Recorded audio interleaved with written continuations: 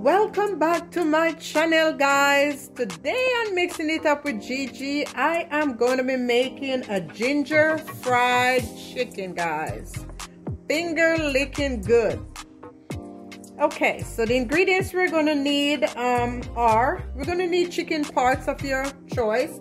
I have in this bowl some chicken legs, and I have a few slices of chicken breast, 4 cups of buttermilk, 2 tablespoonfuls ginger, 2 tablespoonfuls salt, 1 tablespoonful black pepper, and a half or maybe 1 tablespoonful of Scotch bonnet pepper or pepper of your choice. And that's all I'm going to use in the brine. Then for the frying, I'm going to use 3 cups of all-purpose flour, 1 cup of cornstarch, 1 tablespoonful of paprika, 2 tablespoonful of onion powder, 2 tablespoonful garlic powder, 1 teaspoonful salt, 1 teaspoonful dried basil, 1 teaspoonful dried oregano, and 1/4 teaspoonful of black pepper. And then we're going to need maybe some sunflower oil or oil of your choice, avocado oil, and a Ziploc bag.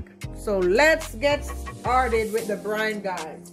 So like I said, I have in this bowl my chicken parts, and again it's mainly chicken legs because my kids love chicken legs. And now we're just going to go ahead and pour the buttermilk on it.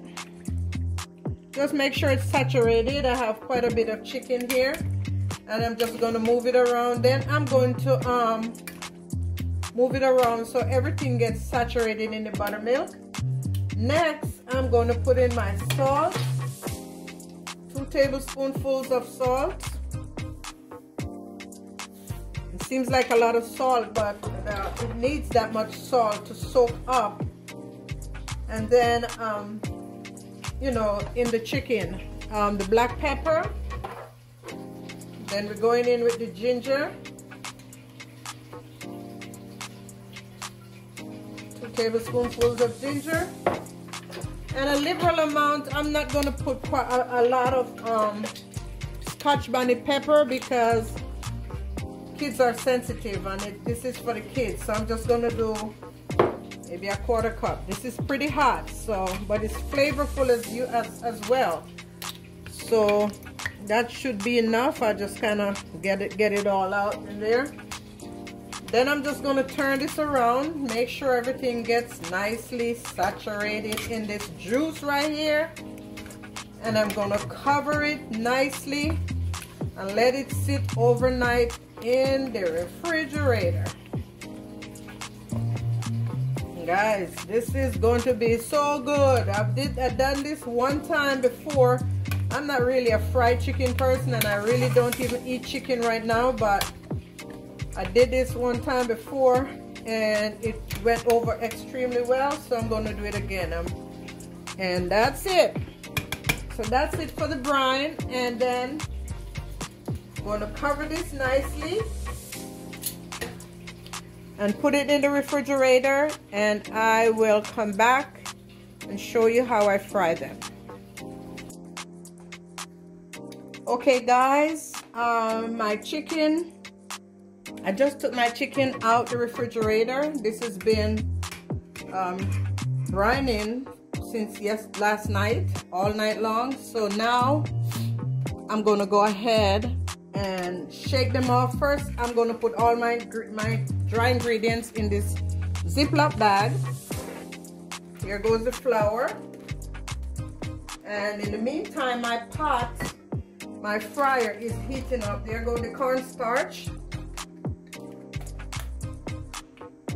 Hope you can see. Paprika, garlic powder, onion powder, and instead of salt, I'm using my favorite seasoning. So you can go ahead and put that in there, or salt. And this is some dried basil and dried oregano, and some freshly cracked black pepper. And I'm going to mix this together and literally taste it to make sure it's tasting the way I want it. And keep in mind that there's a lot of salt that you already brine the chicken with. So I'm just going to make sure this is mixed properly in this bag. Don't want it to be messy. And make sure all the seasoning are mixed in well. And then I'm just going to put a tad bit in the palm of my hand and taste it to make sure it's tasty. Okay? If it needs something, you can go ahead and put it in there. And mine need a little bit more salt. So I'm going to go ahead and put maybe another teaspoonful of seasoned salt in there. And that should do it. Then I'll mix it again. Make sure it's mixed in.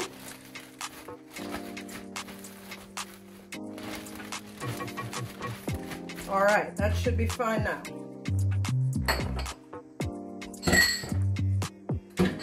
Okay, so now what I'm gonna do, I'm gonna drain my couple pieces at a time from this and put it in this on this handy dandy. Then I put it in the flour. Okay, so I'm draining a few pieces of the chicken. Make sure it's nicely drained. I have chicken legs and breasts. And you can do whatever chicken parts you like. So I'm just taking out of here for time's sake. You can do one at a time. But since my oil is still heating up, I'm just doing them a few pieces at a time. And then I will go ahead. And I have this split breast. Few pieces of breast. Just lay them out.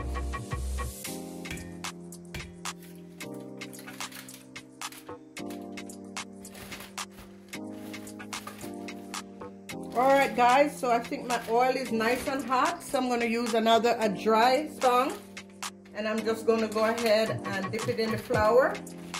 And I might also put a couple pieces at a time as well. My fryer is pretty small, so maybe I can only do 4 pieces at a time. So I'm just putting 4 pieces in here and just shake it around. And then transfer it to my pot. I'll take you over to let you see what's going on over there. Alright guys, so here goes my little fryer. And I have, it's nice and warm with, and I put, not warm but hot, with sunflower oil. And I'm going in with my chicken, and it's not hot enough, guys, and it has to be hot enough. So let me make sure this is hot enough before I put my chicken in. I'll give it a few more minutes. Okay guys, I just tested my oil and now it is ready, so I'll go ahead and start submerging my chicken, and I'll show you inside the pot in a few. Might only be able to put about 3 pieces at a time. I'll see.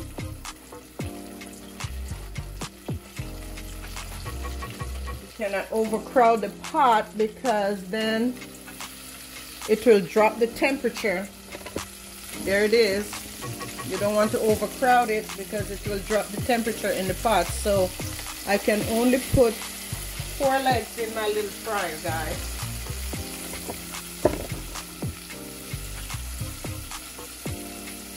Alright, everything is going well. My fryer is set at 370, just in case you need to know. I think the proper temperature for frying meat should be no more than 360, 365, or 350, somewhere there. So mine is at 370 right now because it's small. And I have 4 pieces, so I want the temperature to remain the same. And it's going to take about, I would say, 10 to 15 minutes to fry the chicken properly, okay? So I will come back and do a little test and show you when the chicken is done. The temperature of the meat should be about 164. So I'll come back and check that out with you, okay? Okay guys, I took the first chicken leg out of the pot, and here it is. I'm testing it, and it is at 172, which is perfect. That means it's done. Okay, so I'm going to go ahead and remove the first batch, and then go ahead and put another batch in. You want them to still be juicy but not dried out. And you want them all to be nicely done. And these look scrumptious. I know my kids gonna enjoy eating these today.